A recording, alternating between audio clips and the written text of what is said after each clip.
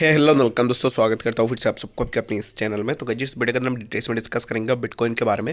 साथ में हम यहाँ पर डिटेल्स में बात करेंगे कुछ जैसे ऑल्ट कॉइन्स के बारे में, और यहाँ पर डिटेल्स में जानेंगे कि एक्जैक्टली अभी इस टाइम पे जो भी मार्केट के अंदर डाउनफॉल हमें देखने को मिल रहा है तो उसके पीछे एक्जैक्टली रीजन क्या है। ठीक है, तो इस रीजन के ऊपर हमने लास्ट वीडियो के अंदर भी डिटेल्स में डिस्कस किया था। एंड टेक्निकली ना क्या होता है ना कि अगर कभी भी मार्केट नीचे जा रहा है, जैसे कि बिटकॉइन एक ऐसा कॉइन है जहाँ पर कोई भी ऐसे इजीली मैनिपुलेट नहीं कर सकता है बिटकॉइन को। ठीक है, तो अगर आप टेक्निकली देखते हो कि एक्जैक्टली ये चीज़ें हो रहा है तो उसके बाद जाके ही हमें प्राइस के अंदर ड्रॉप डाउन देखने को मिलता है।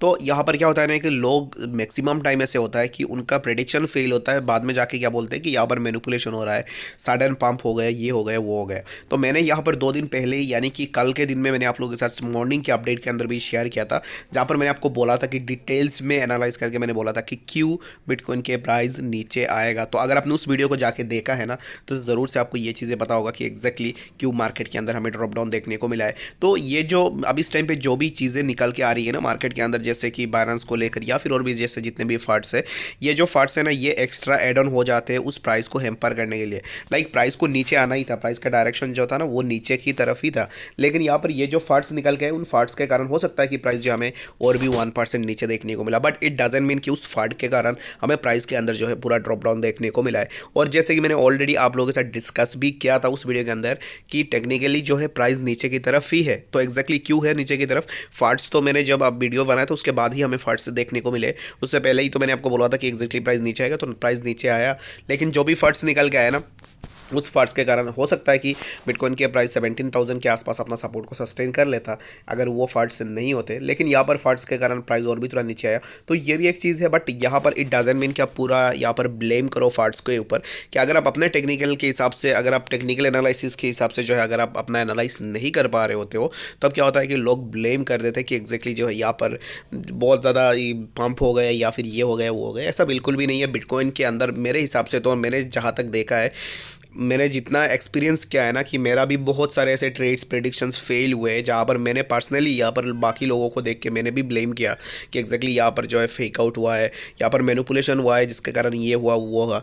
तो ऐसा बिल्कुल भी नहीं है। अगर आप यहाँ पर चार्ट्स के अंदर देख रहे हो ना तो चार्ट्स के अकॉर्डिंग आपको पता चल जाता है कि एक्जैक्टली मार्केट के अंदर क्या मूवमेंट होता है। तो मैनिपुलेशन एक्जैक्टली कब होता है वो मैं आपको बता देता हूँ। मैनिपुलेशन तब होगा, तब टेक्निकल कुछ भी काम नहीं करेगा बिटकॉइन के अंदर, जब फेड की तरफ से कोई भी न्यूज़ निकल के आता है। ठीक है, उसके बाद हो गया कि अगर अभी इस टाइम पे न्यूज़ निकल के आता है कि बायनांस जो है यहाँ पर अभी इस टाइम पे बैंकरप्ट हो गया है, या फिर ऐसा कुछ भी यहाँ पर न्यूज़ फर्ड से निकल के आती है, तो यहाँ पर क्या होगा ना कि यहाँ पर जो है हमें मैनिपुलेशन एंड फर्ड्स देखने को मिलेगा। एंड दूसरा चीज़ क्या है ना कि मैनिपुलेशन एंड फर्ड्स को आइडेंटिफाई करने के लिए सबसे इजी एंड सिंपल तरीका ये है कि आपको एक ही कैंडल में ये सब चीज़ें पता लग जाएगा। ठीक है, प्राइस जब भी मूव करेगा ना तो स्ट्रेट लाइन में मूव करेगा एक ही कैंडल के साथ, तब आप समझ लेना कि यहाँ पर मैनिपुलेशन हो रहा है। तो स्ट्रेट लाइन में जब भी प्राइस मूव करेगा ऐसे यहाँ पर स्ट्रेट लाइन में एक ही कैंडल में मूव करेगा, तब समझ लेना कि यहाँ पर ये जो प्राइस मूवमेंट हो रहा है ये प्राइस मूवमेंट ऊपर ज़्यादा टाइम के लिए हॉल्ट नहीं करेगा। कुछ at a certain level of price यहाँ पर जाके क्या होगा कि प्राइस वापस से हमें नीचे की तरफ देखने को मिलेगा। तो ये कुछ चीज़ें हैं जहाँ से आपको जो है यहाँ पर मैनिपुलेशन का पता चलता है। आई होप सो कि आपको ये चीज़ पता लग गया होगा कि एक्जैक्टली मैनिपुलेशन को कैसे करके आप आइडेंटिफाई कर सकते हो। ठीक है, जैसे कि फेड की तरफ से जब भी कोई भी अपडेट्स निकल के आती है, फेड इंटरेस्ट रेट हाइक करने वाला होता है या फिर ऐसा कुछ भी होता है, तब क्या होता है कि हमें जो है मैनिपुलेशन देखने को मिलता है। तब कैंडल्स जो है हमें कुछ इस तरीके से जो है देखने को मिलता है। जो कैंडल क्या करता है कि कैंडल नीचे की तरफ जितना जाता है ऊपर की तरफ भी हमें सिमिलर काइंड ऑफ सेम देखने को मिलता है। दैट मीन्स क्या होता है कि अगर कोई भी बंदा यहाँ पर शॉर्ट पोजीशन पे है, उसका शॉर्ट को पहले ऊपर जाके जो है शॉर्ट को लिक्विडेट करता है, एंड सेकंड अगर कोई भी लॉन्ग पोजीशन में है तो लॉन्ग पोजीशन के बंदे को भी यहाँ पर जो है लिक्विडेट कर देता है। एंड ये जो भी मूवमेंट होता है प्राइस का एक कैंडल के ऊपर, वो मूवमेंट हमें विद इन ए मिनट देखने को मिल जाता है। तो उसको बोला जाता है यहाँ पर जो है रियल में एक मैनिपुलेशन है, जिसके चलते हुए टेक्निकल एनालिसिस कुछ भी काम नहीं करेगा। ठीक है, अगर बिटकॉइन के रिसेंट के प्राइस के मूवमेंट को देखोगे तो रिसेंट के price movement it doesn't mean कि प्राइस ने एक ही कैंडल बनाया प्राइस नीचे आ गया, ऐसा बिल्कुल भी नहीं हुआ। प्राइस क्या किया कि प्राइस यहाँ पर जो है साइडवेज कंडीशन के अंदर मूव कर रहा था, और प्राइस ने क्या किया यहाँ पर जो है लोअर लोज जो है बना रहा था। ठीक है, तो ड्रॉप बेस ड्रॉप वाला जो कॉन्सेप्ट है ना, उस कॉन्सेप्ट को फॉलो करा था। सबसे पहले तो प्राइस यहाँ पर ड्रॉप हुआ, उसके बाद फिर से और भी थ्रो ऊपर गए, उसके बाद फिर से यहाँ पर ड्रॉप हुआ। जितने भी हाईज बन रही है प्राइस का, जब यहाँ पर पहले देखो कि ये जो हाई है ये हाई बना, उसके बाद जो हाई बना इस हाई से लोअर हाई यहाँ पर बना, उसके बाद ये जो हाई बना ये हाई इस हाई से लोअर बना। तो यहाँ पर सिमिलर काइंड ऑफ चीज़ें बन रहा था, जिसके कारण यहाँ पर आप एक्सपेक्टेशन लगा सकते थे कि प्राइस नीचे के डायरेक्शन में भी है। ठीक है, तो होप सो कि ये एक्सप्लेनेशन के बाद आपको चीज़ें समझ में आ गया होगा कि एग्जैक्टली जो है यहाँ पर प्राइस के अंदर क्यों हमें ड्रॉप डाउन देखने को मिला एंड क्यों एक्सपेक्टेड था कि प्राइस नीचे आ सकता है। अब इस टाइम पे प्राइस जिस मोमेंट के ऊपर है 16,755 के आसपास, तो यहाँ से क्या हो सकता है ना कि प्राइस के लिए दो ही डायरेक्शंस आप जो है आइडेंटिफाई कर सकते हो। पहला जो डायरेक्शन होगा वो डायरेक्शन ये होगा कि प्राइस यहाँ से थोड़ा ऊपर जा सकता है। प्राइस ऊपर जाएगा दैट मीन्स क्या है कि अब इस टाइम पे प्राइस एक काइंड ऑफ आप बोल सकते हो कि बॉटम के पास में ही है। तो एग्जैक्ट बॉटम कहाँ पे है वो कोई भी आइडेंटिफाई करके आपको नहीं बता पाएगा, जस्ट बिकॉज प्राइस एक ऐसे लेवल के ऊपर आ चुका है जहाँ पर डिमांड यूजुअली बहुत ज़्यादा होता है।